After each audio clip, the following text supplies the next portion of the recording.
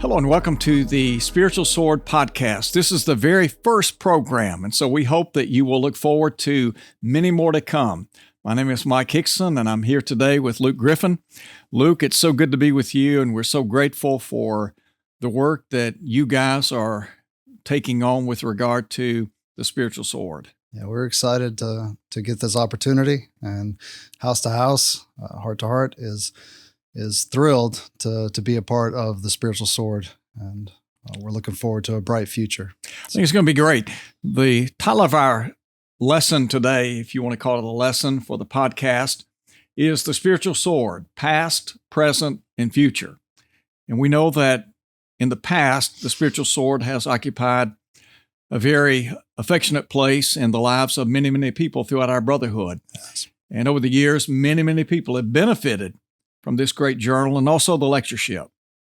That's right. And I think many, many more as we expand into the future. We're excited for opportunities we have to do it electronically on the website and through this podcast. It's going to be a great opportunity to reach the lives of many, many more people all over the world. Well, I think so. You know, the Getwell Church has a long and illustrious history going back about 70 years. And in October of this year, sadly, they closed their doors. They were at a point where they just could not physically go forward. But the difference that they have made in the lives of so many people down through the years, I mean, they've impacted many, many people. And they, of course, conceived of the idea of the spiritual sword.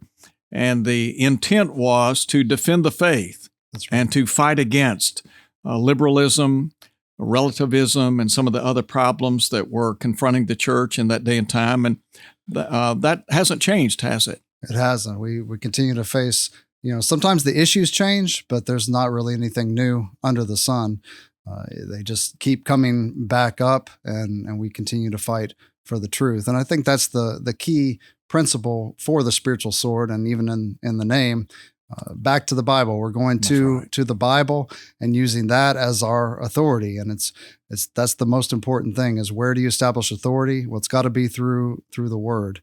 And so many times people are grasping at other straws, but that's what it comes back down to. And I think the spiritual sword has dealt with all these issues over the years and tried to do so in a biblical way, and not venturing to the right or to the left. That's right. And just biblical is how I like to think of it, not liberal or conservative, but biblical. So, Thomas Warren was the first editor of the Spiritual Sword.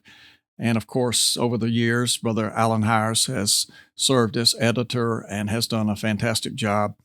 And many, many people have been affected for good. Many congregations have been blessed. I know the journal itself has been used in countless numbers of Bible classes through the years. Over the course of the history of the Getwell Church, I had the opportunity to participate in a television program along with John Shannon and Gary McDade. We did that. It aired in the Mid-South area for quite some time. And so they've had an impact for good, and not just locally, but also around the world. They have. That's the first thing that I learned about it as we were taking on this work, is I learned that they go out into 96 different countries. And I was kind of shocked to learn, wow, this publication is being sent all over the world, and has been for a long time. So many people have contacted me since we've taken this on, and have told me stories about how it's changed their lives, and many people have donated to the work to help continue to send it all over the world. So that's been a really neat aspect of it that I've just recently learned about. But yeah, it has impacted people, and I think will continue to impact people for a long, long time.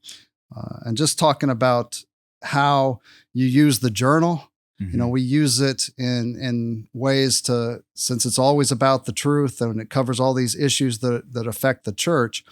I think you can use it as gift subscriptions to people. Mm-hmm. So you're giving it to friends, family members. You're using it yourself. Churches use it with bundles that they get and then distribute it to their members, or we can even send it out in mailing lists for the church. And that's probably the most effective way to do it. Just reach the whole whole congregation, Sure. even people who have fallen away or shut-ins, people who aren't able to come and get it from the church building. And really the podcast is similar to that, in that we're going to be able to post this on the web, and people will be sharing it with their friends and family whenever an issue that we deal with and talk about here that will affect their lives and change them with the word. The power is always in the word. Yeah, I think so. Do you have plans to put the journal on, I guess, maybe to present it electronically? Yeah, we hope to do that in the very near future. It's one of the top priorities. Is we're going to redo the website. Of course, right now it's still under the Get Well website, and we're going to be redoing that and moving it over, and then restructuring the way the publication is distributed. We'll still continue to do it in print. I don't foresee that going away anytime soon. I used to be a librarian. I'm a book lover. Not going to get away from doing the books anytime soon. But the publication and the lectureship books, we plan to continue those, but hopefully also make them available electronically.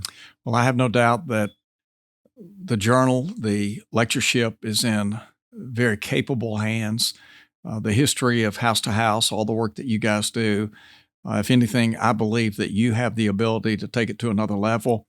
And I think that the Brotherhood is going to be pleased. I think people are going to be incredibly grateful for the work that you do.